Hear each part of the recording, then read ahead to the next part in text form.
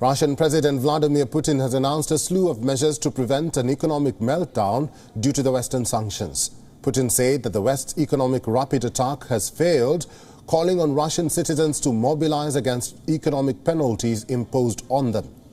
The Kremlin confirms Russia will increase its public expenditure to override the effects of Western sanctions, with President Putin announcing an increase of all social payments in the near future, claiming that the Russian economy had all necessary resources to solve the long-term tasks. He said that private companies will play a key role in overcoming the economic crisis, promising removal of administrative barriers and maximum entrepreneurial freedom. Russian Foreign Minister Sergei Lavrov downplayed Russian concerns over the OPEC Plus mechanism, saying Kremlin has no reason to believe that the OPEC Plus mechanism will be dismantled, as no one is interested in it, adding that members support the existing format for new participants. Мы отметили, кстати сказать, что бегают американцы на эту тему и к Саудовской Аравии, к Эмиратам, к Катару, и по нефти, и по газу. И все вот перечисленные мной страны, равно как и Венесуэла и Иран, четко говорят, что когда будем рассматривать вопросы, связанные с появлением новых участников на рынке нефти, мы все привержены формату ОПЕК+, где на основе консенсуса обсуждаются и согласовываются квоты для каждого участника. И я пока не вижу оснований полагать, что этот механизм будет каким-то образом разрушен. Никто в этом не заинтересован. Russia's oil supplies are projected to drop by nearly 3 million barrels per day from April as some countries in the world look to move away from dependence on Russian gas and oil. Australia has put an end to export of alumina to Russia in a bid to reduce Russia's aluminium production. So far, we have imposed 476 sanctions on 443 individuals and 33 entities. The government has imposed an immediate ban on Australian exports of alumina and aluminium ores, including bauxite, to Russia, which will limit its capacity to produce aluminium, which is a critical export for Russia. Australia has also stepped up support for Ukraine and will donate at least 70,000 tons of thermal coal to keep Ukraine's power generators running. Prime Minister Scott Morrison has allocated an additional $21 million for Ukraine's defense forces, which takes Australia's total defensive support for Ukraine to $91 million. They have also offered $30 million to Ukraine as humanitarian aid. Russian Foreign Ministry accused Italy for joining what Moscow calls anti-Russian hysteria by forgetting the bilateral ties and long relations between the two countries in a second.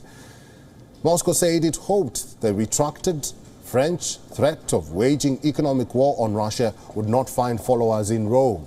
Italy said it viewed Russia's remarks as a threat and insult, adding that the comments were odious and unacceptable.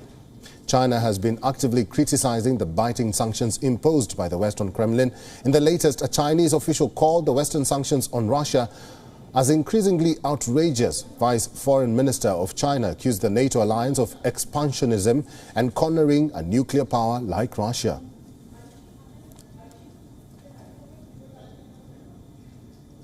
For more on this, Maximilian Hess, a fellow at the Foreign Policy Research Institute, is now joining us on this broadcast. Maximilian, thank you for making time and welcome to WION. Thank you for having me. What do you make of these sanctions? Could sanctions push Russia into a financial crisis and depression? And is this an effort by Putin to avert the crisis from exploding by, increasing public expenditure? Yes, sanctions are already going to push Russia into a major economic crisis. Forecasts for its GDP decline range from 15% to even 30%. We're seeing the sanctions still get even more strict. But certainly the major sanction was already enacted, the cutting off of its central bank and therefore Russia from the international dollar system almost 2 weeks ago now. So the Russian economy is going to change significantly. It will no longer really be a market economy because of Putin's responses. So we have to see what will come next. But the Russian economy, as we have known it, is effectively dead, both domestically and for international partners. Maximilian, Ukraine has urged the West to impose stricter sanctions on Russia to pressure Putin to retreat. But so far, are these sanctions worsening the situation, making Putin more aggressive and simply not working? What's your view on that? I think the sanctions are certainly very effective, particularly as the Ukrainian forces have been able to hold back the Russian forces much more effectively than had been thought likely. Putin is effectively fighting a war on two fronts now, one against the Ukrainian people who have very close historic, cultural, and linguistic ties with the Russians, and then one on his own rear front because of the collapsing Russian economy there. Russia can continue to wage this war for a significant amount of time, but this will likely have major effects on his regime's stability and his political authority if they remain. So that raises the pressure for him to change his actions in Ukraine. Dependence on Russian oil and gas has also proven to be a global issue. What are the viable alternatives for countries which rely on such supplies from Russia, and who will pay the price for isolating Russia? The whole world will certainly pay a little bit of a price, but the Russian economy is not systemically important to any major G7 country or really to any major emerging country such as India, Brazil, South Africa, or China as well. The cost will be borne around the world. Some countries will have initial shortages or impacts that are likely, but I think it's very important that this be a moment where the world come together. And we saw that in the United Nations vote, where only 4 rogue states voted alongside Russia. And that this can be a moment that, yes, everybody will feel a little bit of pain, but it was unlikely to introduce a major systemic crisis to everybody if we work together. And the principle of standing up against such a wanton unilateral war of aggression, I think, is one that warrants a global response in that way. And so far, there are indications, not every country is on board, but really that this is an unprecedented moment in that. Even Singapore and Switzerland, countries that don't normally align with these agreements, have been on board from very early. Finally, Mr. Maximilian, if this war continues, what does that say about Russia? What effects will that have on Russia? Well, we really need to talk about, in sense of the Russian economy, what is likely to result is a kind of command economy. We've already seen the Russian central bank effectively create its own markets, cut off from the world markets and both its government debt and the ruble. But the reality is, if you go to countries around Russia, you can't sell rubles for anywhere near the official exchange rate. It's far lower.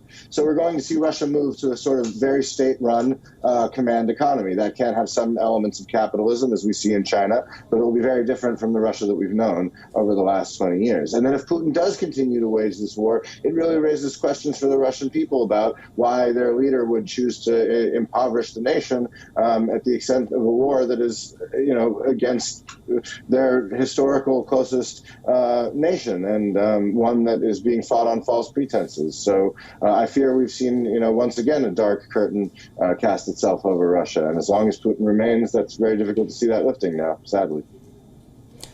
Maximilian Hess, thank you very much for your time and for talking to us today. Thank you for having me. WION is now available in your country. Download the app now and get all the news on the move.